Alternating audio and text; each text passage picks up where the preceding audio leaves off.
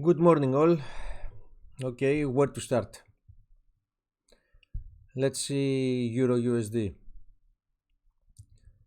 It was more than clear all those previous days that this big drop below 113 was gonna happen. Now, if you ask me why, you know my answer. Let's stick to the chart. As said in one previous weekly video, here is the big picture, the trend since last summer, where we see Euro USD keep making lower lows, 1, 2, 3, 4, 5, and lower highs, here, here, here, here, here. Okay, here we have had some minor breakouts, but the situation didn't change. It was just a spike. In closing terms, it was new lower low, lower high. What to say here? The tech picture suggests that we stay short no matter what. I believe we are not gonna see trading above last night's high, 113.10. And if we see, I don't know why, maybe there is some news, anything. It's gonna be one case to cut short. Yes, I know this sounds very, very strange, but if you think other way, I'm so bearish even now that I believe we are not gonna see levels above 113 for long time. Okay, let's see a little bit the situation where we stand, because I told you last days that no matter what, war or not, dollar was poised to move higher and euro was poised to move lower. The explanation is simple. Let's take two scenarios.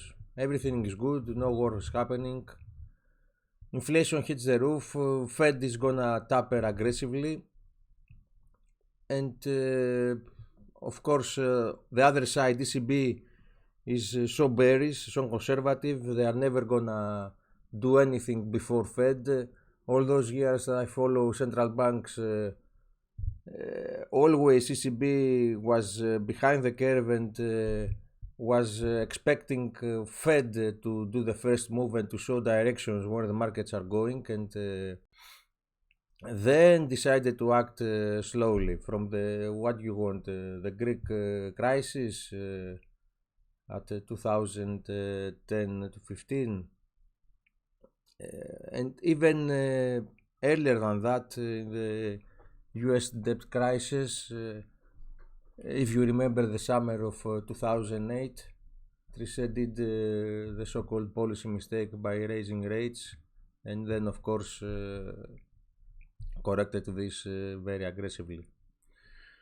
Anyway, the point is, okay, here it's the DXY, the dollar chart. It's okay, an inversion of Euro USD, as we all know. But okay, we see here the picture is even clear. For example, here that euro had a spike to test to make a double top here in the high of February. DXY picture was even more clear. We didn't have even a violation. I was expecting to see at least one move down here to add more dollars, but this didn't happen. So here from last summer, we see the picture is even more clear. We see always higher highs, always, and always lower lows, higher lows. So you don't need anything else to define that the trend is upwards. I don't know, really, I don't understand how some perma bears big Twitter accounts are always short and claiming DXY will go to 80, 85, I don't know, 70. Okay, the explanation is simple. Those con artists just take one extreme view, and if sometime they got it right, they say, oh, you see, I was telling you that, blah, blah, blah. And they are trying to lure retail and noobs to pay them money to subscribe to their reports and other crap they are selling. And okay, let's see here the situation again. What is gonna happen now? Everything it is for the dollar, really. I told you we have Fed waiting. If let's say that magically we can press one button and the situation in Ukraine gets better than it was, what will happen?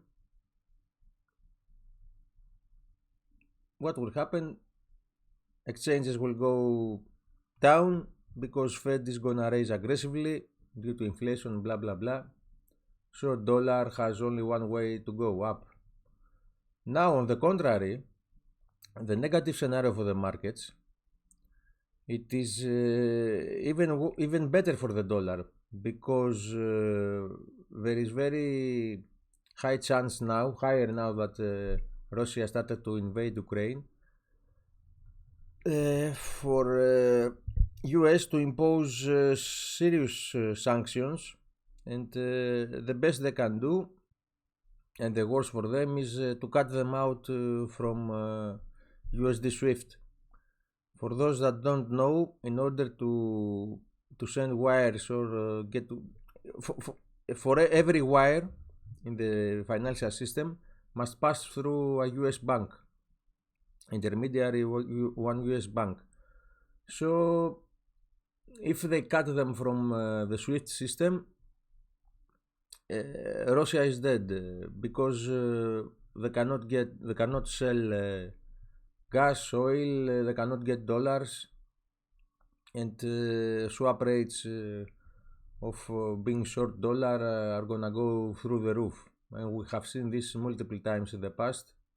Overnight rates hitting above 100% in US dollars, I mean now. This happened during some days in 2009, in the big crisis there. Anyway, holding dollars is the best safe haven asset, along with gold that we are gonna see now. Okay, what to say here? Pure beauty. We have had this huge consolidation so many months, and last 2-3 months we have had this pattern of higher highs, 1, 2, 3 now, okay, and higher lows. So we see this shift in trend, this breakout.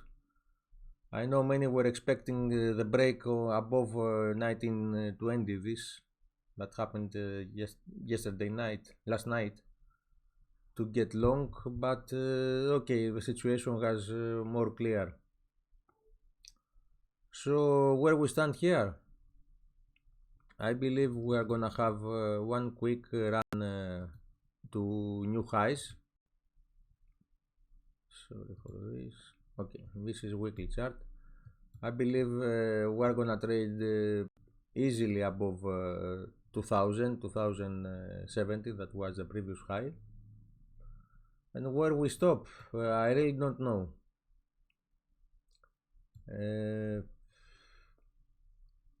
As you know, I am long-term bullish gold. I never gonna trade gold on the short side. I always buy the dips for spec trading, I mean, because I like to hold real assets in gold.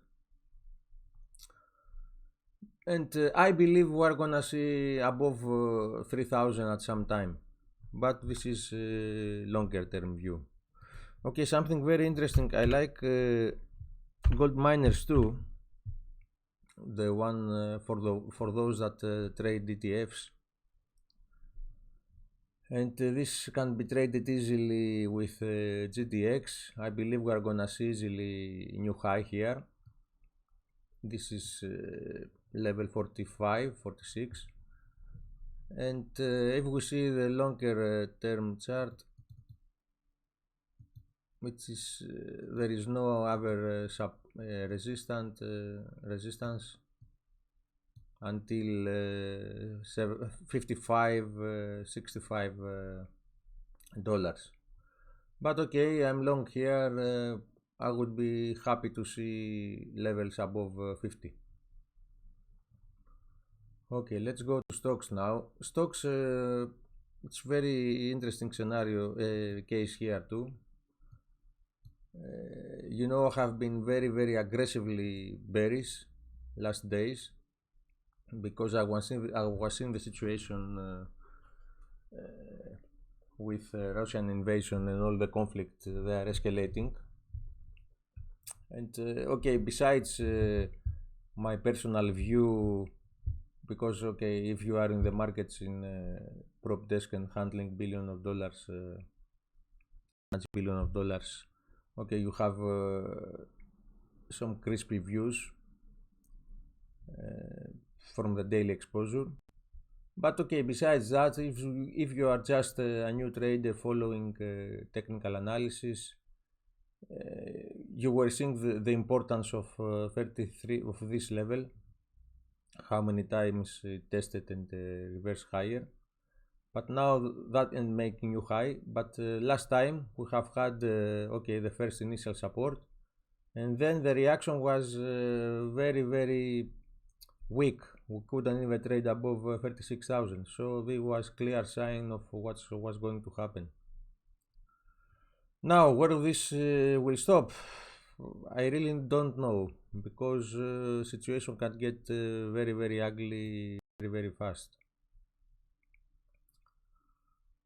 What? Okay, I can draw every line to get every extreme, but really there is no point trying to buy this dip.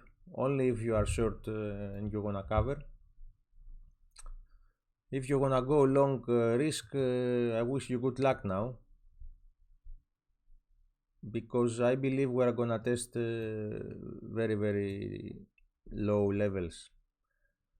I don't know if we're gonna reach the post-COVID low. It was just above 26,000, but okay, just 20% from here. Why not? Anyway, stay away from risk. Let's have a quick look in S&P. Situation here, it's almost the same.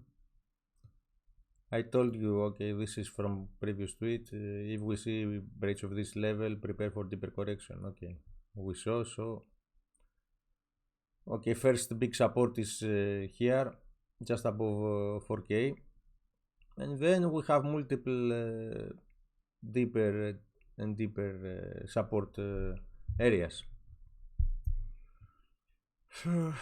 Okay, let's have a quick look at oil. Oil, you know, this was epic.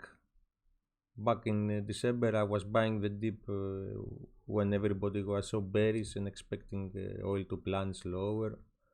And I told you guys, oil is the most important asset. Without oil, imagine life today with no oil reserves. Suddenly, what will happen? Everything will go black. Okay, wind and the sun is good, but it's not enough.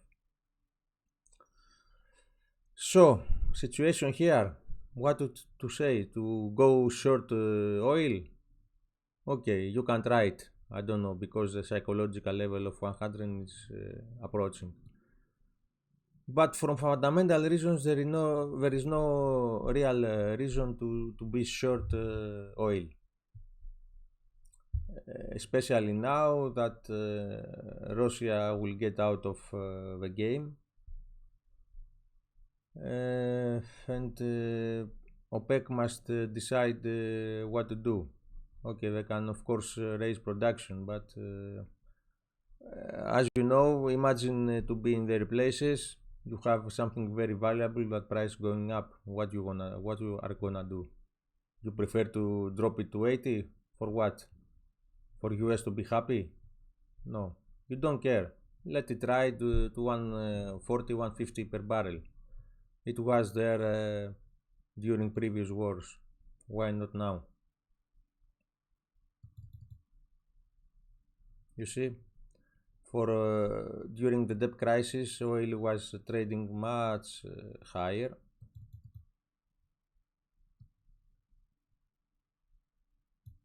We have had almost $150 per barrel.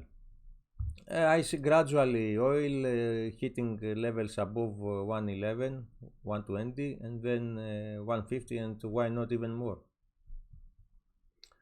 So buying the dips in oil is the way to go. Okay, let's have one look at US bonds. US bonds seems to reversing higher. This is normal in such situation of risk off. Investors tend to bonds. And okay, I want to talk a little bit here about one scenario regarding what people expect now, and this is Fed to pause due to this war situation.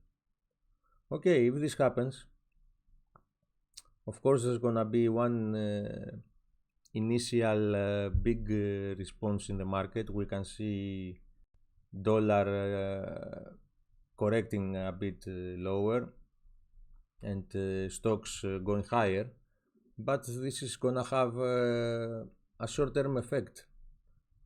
For sure, equities are gonna rally hard, and they will reach previous high levels, because all other central banks will jump on